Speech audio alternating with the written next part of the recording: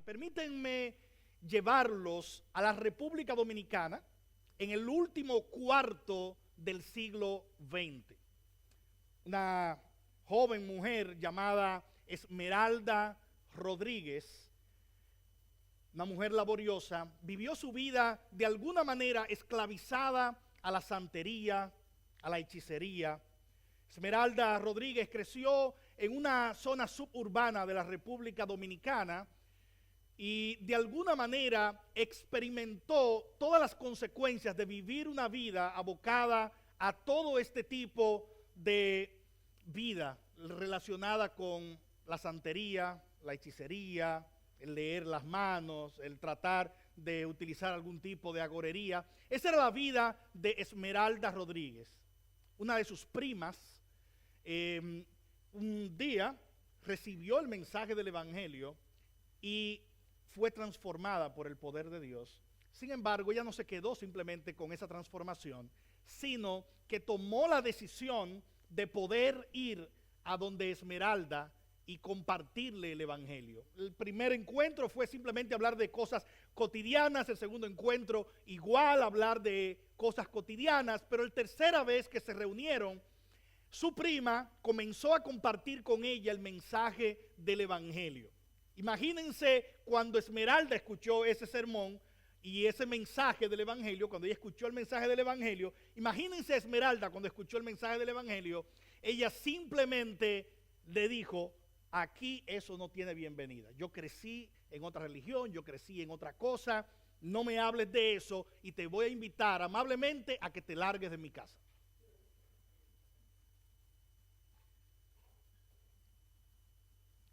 ¿Por qué la prima de Esmeralda toma este tipo de riesgo de incluso el exponer una relación entre ella y su prima solo porque ella entiende que su prima necesita escuchar el mensaje del Evangelio? Obviamente se necesita un poder, se necesita creer que el Evangelio es poderoso para transformar, para arriesgarse aún a que relaciones tan cercanas como las familiares se rompan o se vean afectadas porque alguien rechaza el mensaje que nosotros proclamamos. Ese poder, ese mensaje y obviamente el impacto en el corazón que produce el Evangelio es de lo que este texto de Hechos capítulo 2 que estamos estudiando hoy habla. De hecho, si pudiéramos resumir la idea central de todo este pasaje, la idea principal de este pasaje es esta: el asombroso derramamiento del Espíritu Santo en Pentecostés confirma que los creyentes tenemos todo lo que necesitamos para proclamar el Evangelio hasta los confines de la tierra. Lo voy a repetir una vez más porque es fascinante el saber eso. El derramamiento del Espíritu Santo, el asombroso derramamiento del Espíritu Santo el día de Pentecostés, confirma que los creyentes tenemos todo lo que necesitamos para proclamar el Evangelio hasta los confines de la tierra. Y básicamente en un rasgo más local, era lo que estaba haciendo la prima de Esmeralda: compartirle el Evangelio que había transformado su vida y había transformado su corazón.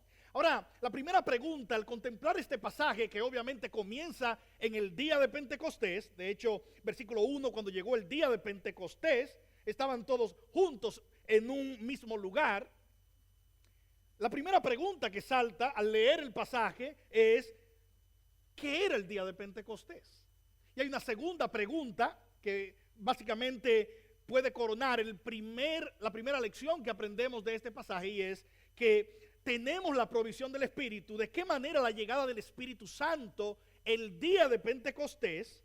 El Espíritu Santo es nuestro consolador. Jesús dijo que cuando el Espíritu Santo viniera sobre los apóstoles, Él sería el otro consolador. Jesús ascendió, pero Él envió al Espíritu Santo como ese paracletos, como ese consolador que iba a estar con sus hijos.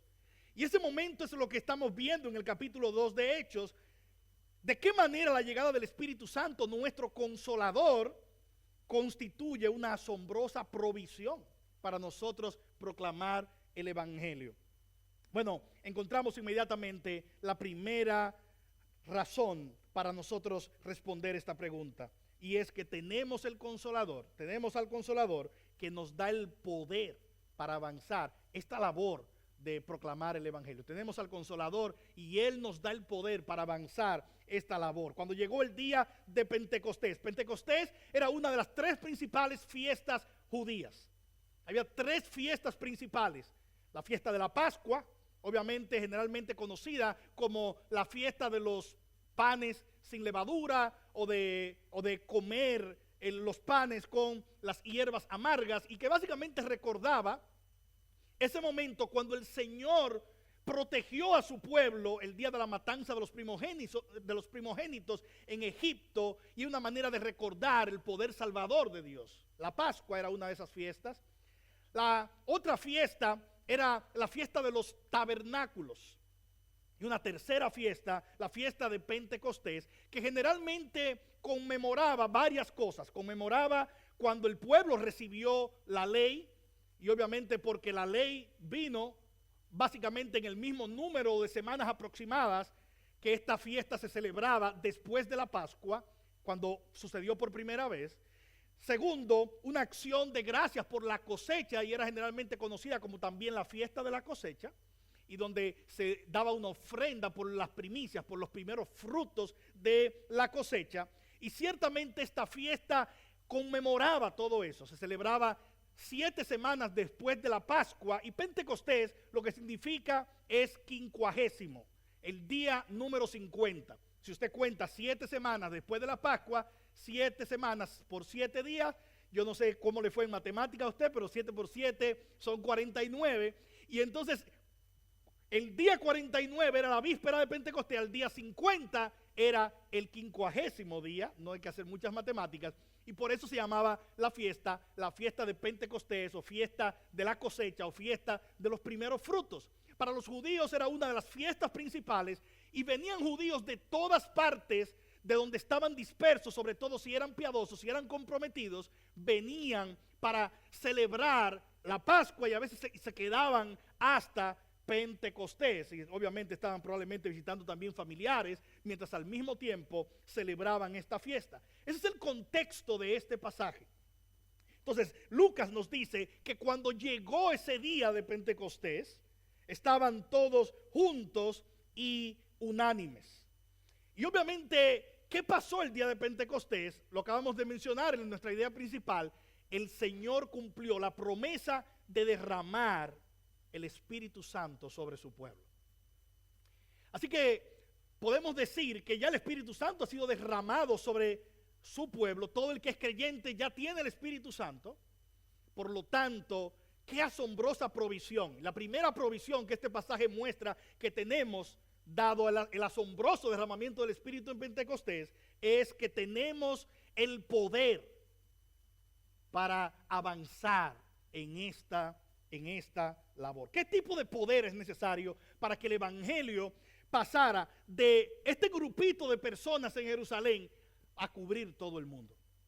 ¿Qué tipo de poder era necesario para que este grupito de personas en Jerusalén, primero 11, después 12 completando los apóstoles, pero también las mujeres que estaban allí, pero después 120, qué tipo de poder se necesita para que este grupo haya podido proclamar el evangelio de tal forma que tú y yo hoy estemos hablando del evangelio? Bueno, lo primero, obviamente, un poder sobrenatural. No se puede hacer eso de ninguna otra manera. No se puede hacer humanamente un poder sobrenatural. En Pentecostés esa sobrenaturalidad fue evidente. Miren lo que dice el versículo 2. Dice, y de repente ellos estaban allí, estaban esperando. Jesús les había dicho, esperen en Jerusalén hasta que venga la promesa del Padre, y recibiréis poder cuando venga el Espíritu Santo. Mira lo que dice el versículo 2, velo allí en tu Biblia. Dice, y de repente vino del cielo un ruido como el de una ráfaga de viento impetuoso. No era un viento, era un ruido. Un ruido como el de una ráfaga de viento impetuoso. Yo vengo de una isla, y en una isla estamos acostumbrados todos los años a luchar con los huracanes. O bueno, o a ser vencidos a veces por los huracanes. No puedes luchar contra un huracán, simplemente corres, te escondes, vas a un refugio. Pero una de las cosas que yo escuchaba de pequeño era cuando venía algún tipo de tormenta o un huracán, y ponerme al lado de la puerta para escuchar el bravido de ese viento. Un viento terrorífico, sobre todo si era de noche. El ruido del viento, muchos de ustedes lo han escuchado, puede ser aterrador. Muestra, algunos dicen, el poder de la naturaleza, pero no es el poder de la naturaleza, muestra el poder de Dios. Porque la naturaleza es simplemente un reflejo que muestra el poderío de nuestro Salvador. Eso dice Romanos capítulo 1.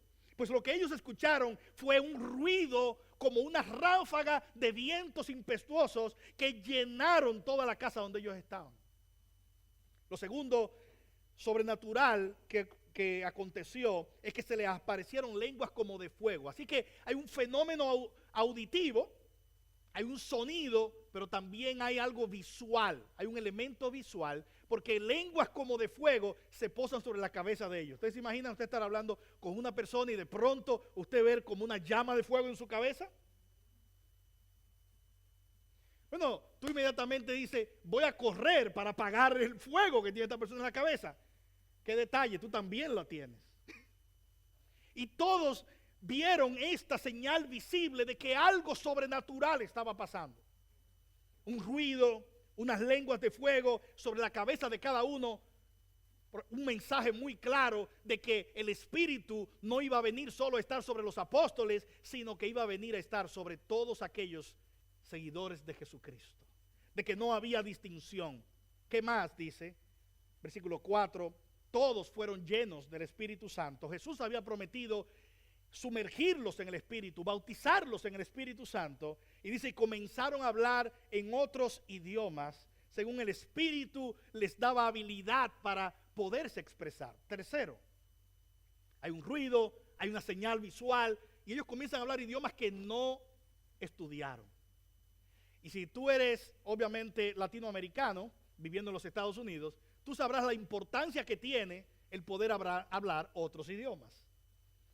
Y lo que cuesta aprender otro idioma. Y los sacrificios que hay que hacer para aprender otro idioma. Bueno, ellos no hicieron ningún sacrificio, comenzaron a hablar otro idioma. Ese es el poder sobrenatural de Dios en ellos, pero esos idiomas tenían una razón de ser. Versículo 7, estaban asombrados, se maravillaban lo que estaban a su alrededor, diciendo, miren, ¿no son estos galileos los que les estamos escuchando, hablando? Y obviamente eso es una pregunta retórica, claro que eran galileos. Y los galileos se caracterizaban por tener un acento muy particular. Venían de la región del norte, en la zona de Palestina, y por lo tanto su manera peculiar de hablar era identificable. ¿Recuerdan a Pedro cuando traicionó al Señor? Una de las preguntas que alguien le hizo fue, tú eres uno de ellos porque tú hablas como Él. ¿Qué le estaba diciendo? Tú tienes ese acento. Y de acento sabemos nosotros.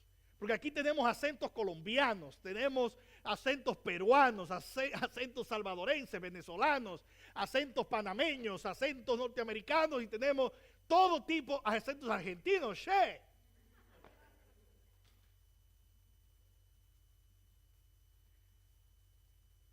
¿No son estos galileos? ¿Estos no han estudiado estos idiomas? ¿Cómo pueden hablar en nuestros propios dialectos? ¿Cómo pueden hablar en la lengua que nosotros hemos nacido? Eso es lo que preguntaban. Así que es un poder sobrenatural.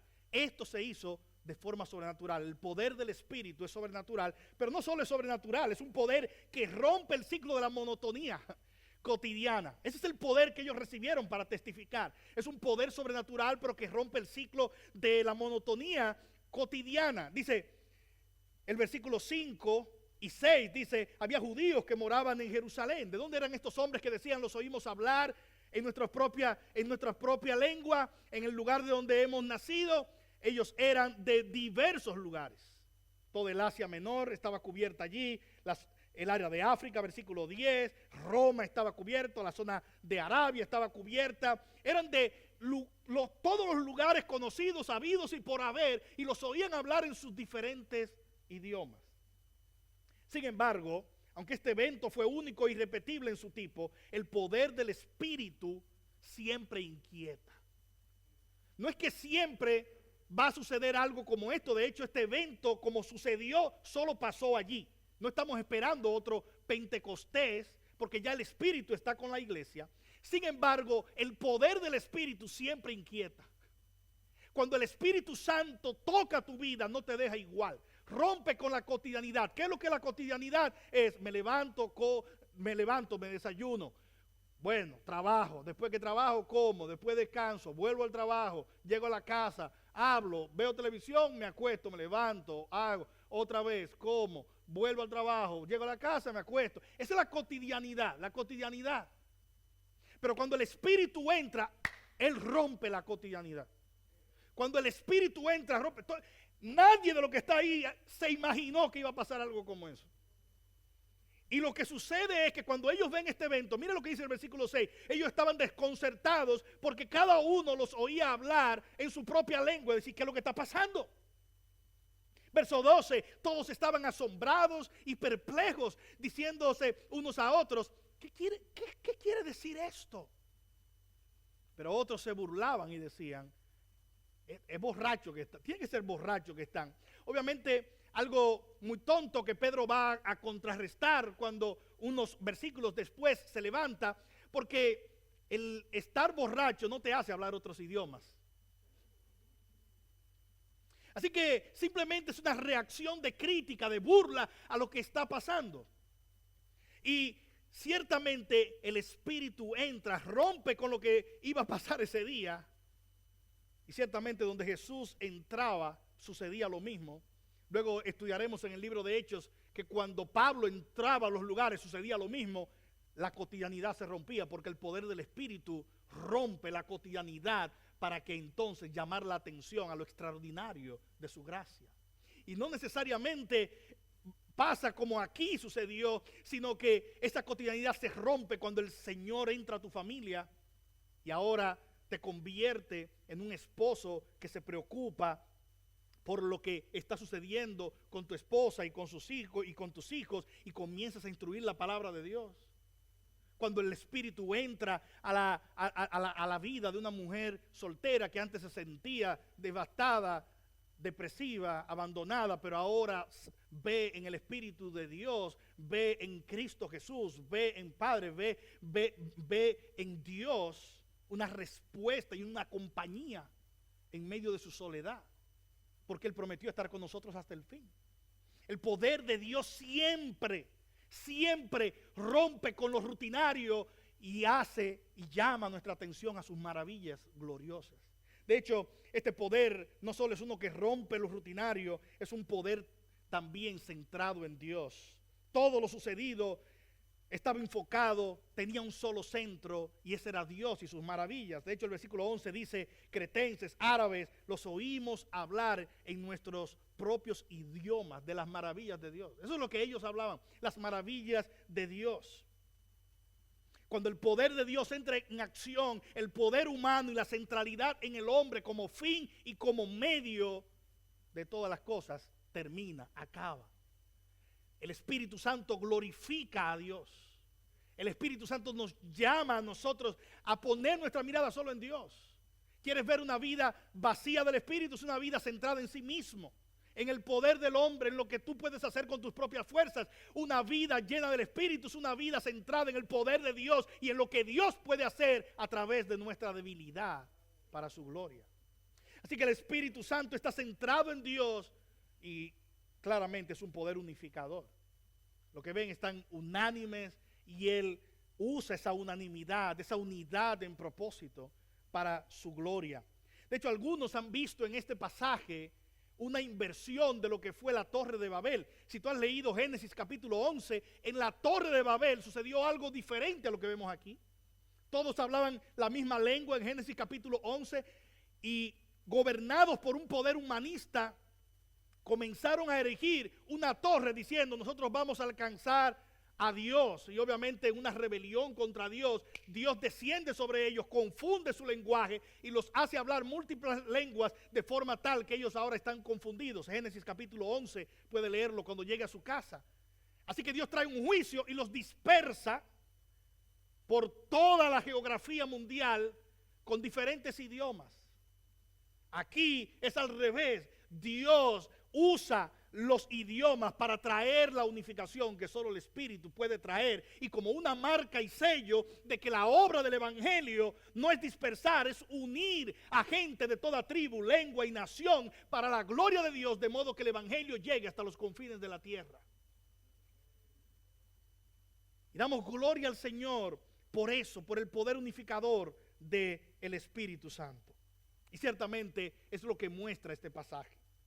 Así que la primera provisión que este pasaje muestra que tenemos es que tenemos, hermanos, el Consolador. Y Él nos da el poder que hace avanzar esta labor de proclamar el Evangelio. Pero hay una segunda provisión que vemos en Pentecostés. La segunda es, tenemos al Consolador. Es la segunda. Tenemos al Consolador que glorifica a nuestro Señor y Salvador. Versículos 14 hasta el 41, 14 hasta el 36, está la predicación de Pedro. El Espíritu produce una predicación enfocada en Cristo. Mira cómo dice el versículo 14, dice entonces Pedro se puso en pie con los 11 apóstoles. En otras palabras, cuando preguntan ¿y qué es esto? La gente no sabe lo que está pasando. En Pentecostés vemos este fenómeno visual, este ruido, esta gente hablando en otros idiomas. Vemos entonces a Pedro que se pone de pie. Cuando ellos dicen tienen que estar borrachos, Pedro se pone de pie junto con los 11. Él no estaba hablando como Pedro, él estaba hablando como un apóstol. Por eso se ponen no solo Pedro se puso de pie, se pusieron de pie los 12 apóstoles. Recuerdan a Matías, que fue el reemplazo de Judas, él también se puso en pie aquel día. Y Pedro, al ponerse de pie, lo primero que dice, versículo 15 es, están equivocados, ellos no están borrachos. Es apenas la hora tercera.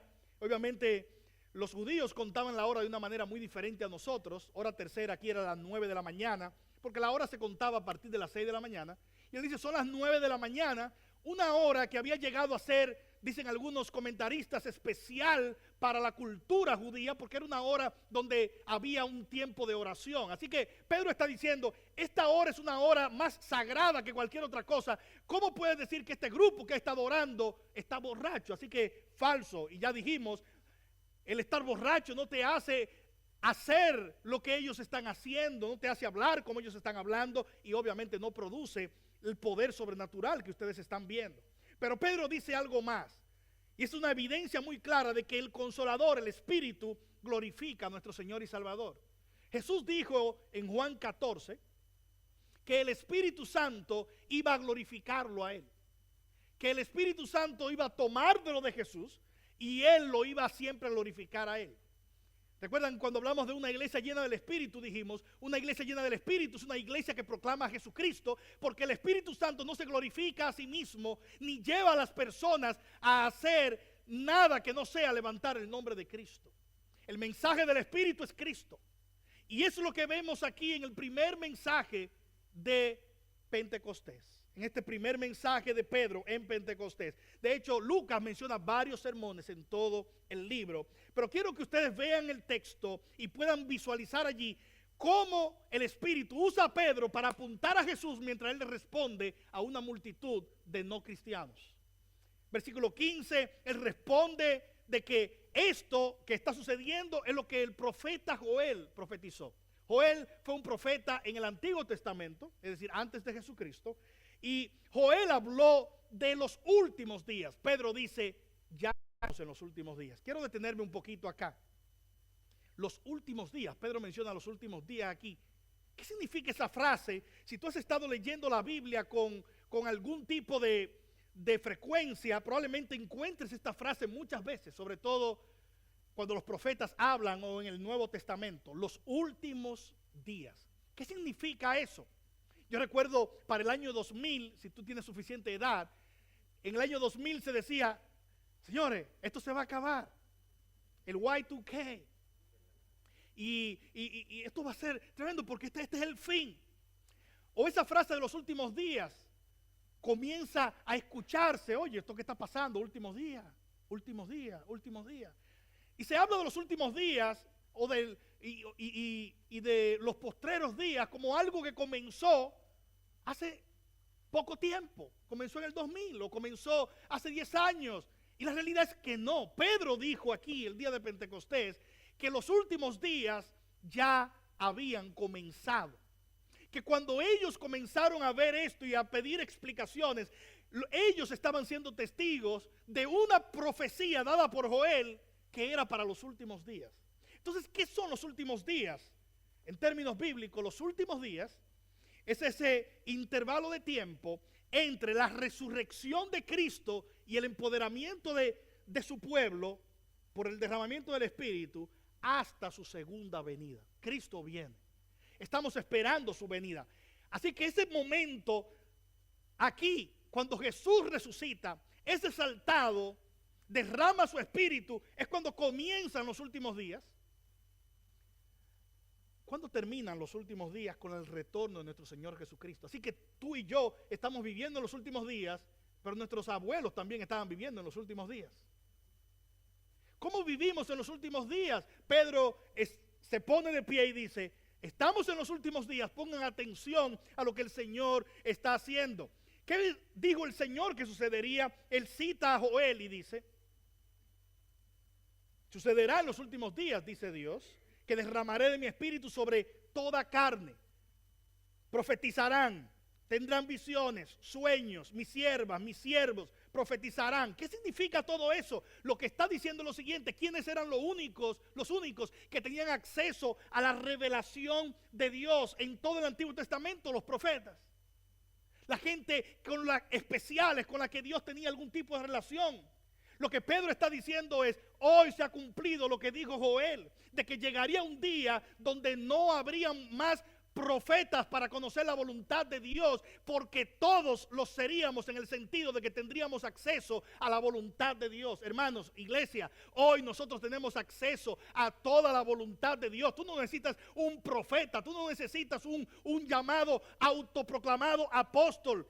Porque, como sabemos, no hay apóstoles hoy en el sentido de los 12, no tenemos profetas en el sentido de los profetas de las Escrituras, pero aquí tenemos el testimonio de los apóstoles y profetas, la palabra de Dios. Ella es el fundamento de la iglesia. Y oiga, ¿cuál es la buena noticia? Tú no necesitas un gurú que venga a decirte: mira, Dios dice tal cosa. Tú no tienes acceso a lo que Dios dice. No, cuando tú abres la Biblia, tú tienes acceso a la revelación gloriosa de Dios. Y eso está disponible para ti, para mí y para cualquiera que abra la palabra de Dios. Ay, pero es que yo no la entiendo. Por eso necesitas el Espíritu Santo. Para poder entender la palabra de Dios, necesitarás el Espíritu Santo. Él vino y fue derramado para que nosotros no solo tuviéramos acceso a la revelación de Dios, sino para que pudiéramos entender, comprender y aplicar lo que ella significa. Y esa es la promesa que el Señor hizo a través de Joel, la hizo a través de Jeremías. El Espíritu sería derramado de tal manera que en nuestros corazones sería escrita la ley de Dios. Y pudiéramos accesar a la palabra bendita de Dios. Y Él dice: yo derramaré mi Espíritu sobre toda carne. Si tú estás aquí hoy y eres un cristiano, tú tienes el Espíritu. Tú y yo tenemos el mismo Espíritu. Tú, yo y cualquier otro redimido por la sangre de Cristo tiene el mismo Espíritu. De hecho, no solo tenemos el mismo Espíritu, tenemos el mismo mensaje. Como alguien predicó en una ocasión, Pablo predicó mejor que nosotros este mensaje, pero él no tenía un mejor mensaje que nosotros. Ciertamente tenemos el mensaje, y ese mensaje es el mensaje del Espíritu Santo que glorifica a Jesucristo. Y cuando Pedro se pone en pie, le está hablando a judíos de todo tipo de pueblos que habían venido para Pentecostés, habían venido para la Pascua, habían venido para las fiestas. Le habla también a algunos que vivían en los contornos, y a cada uno de ellos le dice: Joel profetizó esto, David profetizó esto. Y lo vemos en la palabra de Dios. Y él cita a Joel capítulo 2, a Salmo 16, segunda de Samuel 7, cuando habla de que Cristo es el Rey. Salmo 110, cuando habla de la resurrección de Cristo. Todo su mensaje apunta a Cristo. ¿Qué dice él del Señor Jesucristo? Versículo 22, él dice: Jesús, varón confirmado por Dios entre ustedes con milagros, prodigios y señales que Dios hizo en medio de ustedes a través de él, tal como ustedes mismos saben. Lo primero que Pedro dice es: de lo que yo estoy hablando, ustedes lo saben. Jesús caminó aquí. Como diría Juan en el capítulo 1, versículo 14 de su evangelio, vimos su gloria, gloria como del unigénito del Padre, lleno de gracia y de verdad. Dios caminó en esta tierra y él dice: Jesús, varón confirmado por Dios entre ustedes con milagros, prodigios y señales que Dios hizo en medio de ustedes, a través de él, tal como ustedes mismos lo saben. Pedro está diciendo de manera muy clara, esto es algo muy conocido. Versículo 23, pero él murió. Y él dice: pero él no murió por accidente. Él no murió y la última razón de su muerte fue el ser humano. No, versículo 23 él dice: él fue entregado por el plan predeterminado y previo conocimiento de Dios. En otras palabras, Dios había planificado la muerte de Jesucristo. La muerte de Cristo no fue un accidente, fue parte del plan de Dios para traer salvación a aquellos que estaban sin Dios. Y si tú estás aquí hoy y no estás en Cristo, si tú estás aquí hoy y no estás en Cristo, lo que el Señor te dice es: sin Cristo no hay salvación. La razón por la que Cristo fue a la cruz es porque en el plan predeterminado de Dios estaba que alguien tomara el lugar de nosotros como seres humanos. Tú y yo no podemos ofrecer perfección, no tenemos justicia en nosotros mismos, pero Dios en su inmensa misericordia de tal manera amó al mundo que entregó a su Hijo para que todo aquel que en él cree no se pierda, mas tenga vida eterna. Y lo que Pedro está diciendo es: ustedes creen que ustedes estaban en el control. Dios siempre ha estado en control. Y en la cruz era la señal del amor glorioso de Dios, y quien estaba en la cruz era el Hijo de Dios, Jesucristo. Versículo 24, murió, pero se levantó de entre los muertos. Como dijimos hace algunas semanas, la resurrección es una obra del Padre, es una obra del Hijo, es una obra del Espíritu, es una obra del Dios Trino, a través de la cual Cristo venció la muerte. Verso 32, a este Jesús resucitó Dios, de lo cual todos nosotros somos testigos. Pedro dice: yo no estoy hablando de algo que alguien me contó, yo lo vi. Y ese es el fundamento histórico de la proclamación cristiana. Tú y yo no estamos proclamando o creyendo algo que alguien se soñó, es algo que alguien vivió, y no solo una persona, testigos múltiples de la resurrección gloriosa de nuestro Señor Jesucristo. Y Pedro dice: hermanos, ¿ustedes se imaginan que lo que Pedro hubiera estado diciendo fuera mentira? Ahí mismo hubiera sido desmentido. Él está hablando, hermanos, él está hablando apenas semanas después de todo esto acontecer. Y él está diciendo: aquí en Jerusalén, Cristo fue crucificado. Él se levantó de entre los muertos y nosotros los vimos ascender. Todo el mensaje apunta a Jesús, porque el Consolador apunta a Jesús. Y Pedro dice, verso 33, exaltado a la diestra de Dios, y habiendo recibido del Padre las promesas del Espíritu Santo, ha derramado esto que ustedes ven y oyen. Verso 36. Sepa pues con certeza toda la casa de Israel que a este Jesús, a quien ustedes crucificaron, Dios lo ha hecho Señor y Cristo. Qué fuerte mensaje este. Qué mensaje más poderoso. Pedro les está diciendo: el Señor envió el Salvador y ustedes lo mataron. Ese Mesías que ustedes clamaban que querían que llegara, vino y ustedes lo mataron. Pero Él resucitó de entre los muertos y Él es Señor sobre todo. El Espíritu Santo toma las palabras de Pedro, versículo 14, dice que cuando él comenzó a hablar, hablaba lleno del Espíritu. Y lo llevó entonces al corazón de esto. Hermanos, tenemos esperanza cuando caminamos en este mundo. Cristo reina. Tenemos esperanza en cada situación de nuestra vida. Yo no sé cómo está tu vida, pero Cristo reina. Él es el Señor. Lo que eso significa es que no solo tiene derecho a dirigir nuestras vidas, esto también significa que cuando ponemos nuestras vidas en sus manos, hermano, no hay accidentes en la vida de los hijos del Señor. Él está gobernando sobre nuestras vidas. A lo mejor no entendemos nuestras circunstancias hoy, pero Él es Señor. Todo el sermón de Pedro apunta a Cristo, a la obra de Cristo, a lo que Cristo logró, a la persona de Cristo. Todo es centrado en Cristo, porque el énfasis del Espíritu es la persona y la obra de Jesucristo. Tenemos el Consolador, esa es la segunda provisión. Y el Consolador glorifica a nuestro Señor y nuestro Salvador. Finalmente, hay una tercera provisión que el pasaje muestra. Tenemos al Consolador, eso es lo tercero. Tenemos al Consolador que obra en el corazón del pecador. Tenemos al Consolador que obra en el corazón del pecador. ¿Qué pasó con las personas que estaban escuchando allí? Versos 12 y 13 nos muestran de que no estaban como muy dispuestos a escuchar, porque la mayoría estaban o asombrados o perplejos, otros estaban burlándose, como que no es el tipo de audiencia. No era que estaba predicando aquí en Faith en Español, donde ustedes están ahí con una Biblia en la mano, están tomando notas. Él estaba predicando ante gente que lo más santo de lo que lo estaban escuchando, estaban preguntando y diciendo, ¿qué es lo que está pasando? Los más santos están confundidos y los otros están burlando. Esa es la audiencia que Pedro tenía, pero predica a Jesucristo.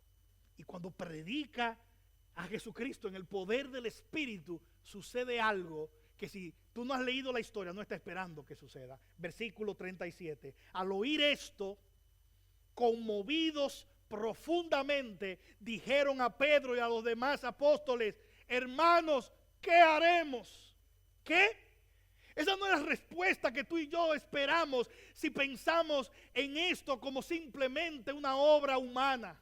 Pero nosotros no estamos pensando en la proclamación del Evangelio como una obra netamente o solamente humana. Estamos pensando en la proclamación del Evangelio en una obra que Dios hace a través de instrumentos débiles, pero su poder se perfecciona en la debilidad de sus instrumentos.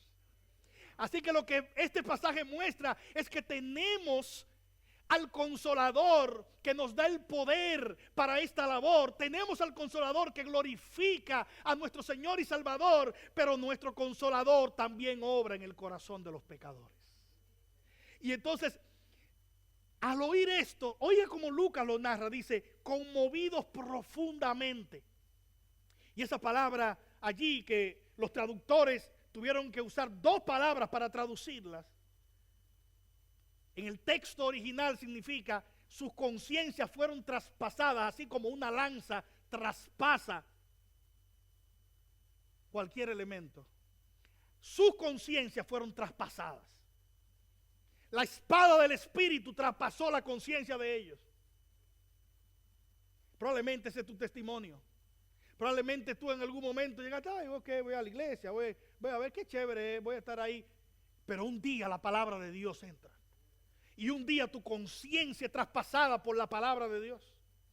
Y mi oración es que si tú hoy no conoces a Cristo, este sea ese día para tu vida.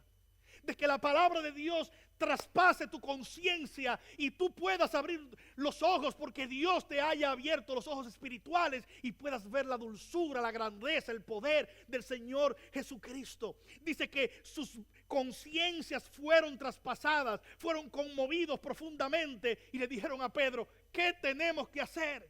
Si Cristo es el Señor, ¿qué tenemos que hacer? Si Cristo es el Mesías, ¿qué tenemos que hacer? Si Él es el Rey que resucitó, ¿qué tenemos que hacer? Verso 38. Entonces Pedro les dijo, arrepiéntanse y sean bautizados cada uno de ustedes en el nombre de Jesucristo para perdón de pecados y recibirán el don del Espíritu Santo. Lo que Pedro les está diciendo es dos cosas, tienen que arrepentirse. El llamado cristiano no es simplemente tienes que venir y sentarte con nosotros. No. El llamado bíblico, cada vez que la palabra de Dios es proclamada en el poder del Espíritu, es llamar al pecador al arrepentimiento. ¿Qué es arrepentirse? Es cambiar de mente. Es cambiar de mente y reconocer que todo lo que hemos vivido sin Cristo estuvo equivocado. Que todo lo que hemos vivido sin Cristo fue un desperdicio. Que todo lo que hemos vivido sin Cristo nos lleva a condenación. Es ver a Cristo y decir: Señor, a partir de hoy te entrego mi vida. A partir de hoy quiero vivir para ti. A partir de hoy tú eres mi Señor y yo voy a hacer lo que tú quieres. Y pongo toda mi confianza en ti porque tú eres el único que me puede salvar. Alguien dice: es difícil que una gente haga eso después de vivir toda su vida. Déjame ayudarte un poquito. Jesús no dijo que era difícil. Él dijo que era imposible. Nadie puede arrepentirse a menos que el Señor le dé el arrepentimiento. A menos que el Señor traspase su conciencia. Pero cuando el Señor traspasa tu conciencia y ves al Salvador, vas a caer de rodillas delante de Él. Porque el Consolador obra en los corazones de los pecadores. Y eso fue lo que sucedió. Pedro le dice: arrepiéntanse y sean bautizados. El bautismo en agua es la proclamación pública de nuestra fe. Si tú eres un cristiano, si tú eres un creyente, segundo paso que como creyentes damos para proclamar nuestra fe es bautizarnos. Es decir, yo quiero públicamente decir qué significa el bautismo. El bautismo significa que que he muerto al pecado. No mueres al pecado cuando te bautizas, mueres antes al pecado cuando te arrepientes. Pero el bautismo ilustra eso. Ilustra que has muerto a tu pecado y que has resucitado con Cristo a una nueva vida. Por eso el bautismo es por inmersión, donde hay agua, no tirándote agua arriba. Todo bautismo en todo el Nuevo Testamento siempre era donde había mucha agua y había que sumergir a la persona. Porque simbolizaba que esta persona ya había muerto a su pecado y que Cristo le había dado nueva vida. Si tú no has sido bautizado de esa manera y tienes algunas preguntas, estoy gozoso de poder hablar contigo. Si eres un cristiano y no has sido bautizado, el segundo paso de obediencia de un creyente cuando se arrepiente es: yo quiero ser bautizado. Yo quiero proclamar. Yo quiero decirle a todos que Cristo me ha dado una nueva vida. Y Pedro le dice a ellos: arrepiéntanse y bautícense. Y entonces eso que ustedes vieron del Espíritu en nosotros, también lo verán en sus vidas. ¿Qué hicieron ellos? Ellos recibieron la palabra. Pedro le dice: la promesa es para ustedes, para sus hijos, para todos los que están lejos, para tantos como el Señor nuestro Dios llame. Es para todos. Obviamente un llamado aquí a los judíos, a los que estaban dispersos, pero algunos también ven aquí un llamado mucho más amplio, como dice el versículo 21. Todo el que invoca el nombre del Señor, incluyendo los gentiles, incluyendo personas como tú y yo, y lo vamos a ver en todo el libro de Hechos. Verso 40. Y Pedro seguía con muchas otras palabras, testificándoles solemnemente, y les exhortaba diciendo: sean salvos de esta perversa generación. ¿Qué sucedió? Ese es el mayor milagro probablemente en Pentecostés. Tú y yo al ver este pasaje podemos pensar: oh, las lenguas son el mayor milagro. Oh, el ruido. Oh, increíble ver ese fuego. El Señor guía a Lucas a conducirnos al milagro de Pentecostés. Y el milagro de Pentecostés es que no solo algunos escucharon las palabras de Pedro, no fueron simplemente algunos. Verso 41, entonces los que habían recibido su palabra fueron bautizados y se añadieron aquel día como 3,000 almas. ¡Qué sermón! Y alguien dice: wow, tremenda predicación, hermanos. El Espíritu Santo en esa predicación obrando en el corazón del pecador. Voy a hacer las matemáticas por ti porque probablemente sea un número muy alto. La iglesia se multiplicó por 26 ese día. De 120 pasaron a ser aproximadamente 3,120. Hermano, ese es el poder del Espíritu Santo. Y eso es lo que el Señor hace por medio de su palabra. Como dice el versículo 21, y sucederá que todo aquel que invoque el nombre del Señor será salvo. Yo hace algunas semanas escuché la siguiente historia. Inglaterra, 1857, un hombre de unos 23 años, un predicador, su nombre Charles Spurgeon, 23 años, tembloroso, iba a predicar por primera vez en el auditorio de cristal en Inglaterra. Mandatarios, dignatarios, líderes del pueblo iban a estar presentes, así que pueden imaginarse los nervios que él tenía. No había micrófono, así que él llega al auditorio un día antes y la noche antes él comienza a probar la acústica del lugar. Y él prueba la acústica y dice, ¿cómo pruebo la acústica? Juan 1:29. He ahí el Cordero de Dios, Jesucristo. He aquí el Cordero de Dios que quita el pecado del mundo. ¿Se oye bien? Está bien la acústica. Lo pruebo otra vez. Juan 1:29. He aquí el Cordero de Dios que quita el pecado del mundo, Jesucristo. He aquí el Cordero de Dios que quita el pecado del mundo. He aquí el Cordero de Dios que quita el pecado del mundo. Ensayando para el otro día predicar, practicando lo que iba a decir. He aquí el Cordero de Dios que quita el pecado del mundo. Hermanos, en el balcón izquierdo, fuera de la vista de él, había un limpiador, alguien que estaba limpiando el auditorio. Y al escuchar a Spurgeon decir, he aquí el Cordero de Dios que quita el pecado del mundo, Jesucristo, ese hombre con un trapo en la mano limpiando, cayó de rodillas y diciéndole, Señor Jesús, si tú quitas el pecado del mundo, aquí hay un pecador. Y aquel hombre fue salvo por el poder del Espíritu Santo, en una práctica, en un auditorio, sin nadie allí aparentemente, pero ahí estaba el Espíritu Santo de Dios, traspasando las conciencias, obrando con su poder y glorificando a nuestro glorioso Salvador Jesucristo. Hermanos, eso es lo que va a suceder cuando tú y yo compartamos con nuestros familiares, con nuestros compañeros de trabajo, con las personas que no conocen a Cristo a nuestro alrededor, y hablemos de aquel que el Espíritu Santo glorifica, Jesucristo, Jesucristo, Jesucristo. Hermanos, que podamos nosotros salir de aquí con el compromiso de decir, yo tengo la provisión de Dios, fue derramada en Pentecostés, tengo el Consolador que me da poder para hacer avanzar esta labor, el Consolador que glorifica a nuestro Señor y Salvador, el Consolador que obra en el corazón del pecador. ¿Recuerdan a Esmeralda Rodríguez? Su prima le habló del Señor. Comencé con eso este sermón hoy. Botó a su prima de la casa porque no quería que le hablaran el evangelio, pero su prima fue muy inteligente, le dejó una Biblia. Le dijo, yo me voy, pero voy a dejar esta Biblia si usted quiere seguir leyendo. Esmeralda siguió leyendo la Biblia y un día mientras leía la Biblia dice, yo no entiendo nada, santería, brujería, hechicería. Esa era su vida, pero comenzó a leer la Biblia. Y en que no la entendía, encontró en la Biblia que solo Cristo merecía adoración, tumbó los altares, apagó las luces y mandó a buscar a la prima. Y le dijo, háblame más de eso que tú me estabas hablando. ¿Cómo tú le llamas el evangelio? Háblame más de eso y explícamela.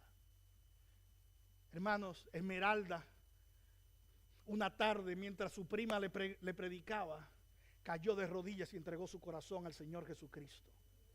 ¿Saben cómo yo conozco esa historia a pesar de que es de finales del último cuarto del siglo del siglo XX? ¿Saben cómo conozco la historia? Esmeralda generalmente era llamada por su más conocido Bernarda, era mi abuela. Mi abuela fue salva por el poder del Espíritu cuando su prima Agustina le predicó el evangelio. Y un día, con apenas 8 años de edad, ella abrió esa misma Biblia que esa señora le había abierto, la abrió a su nieto, a mí, y me predicó el evangelio.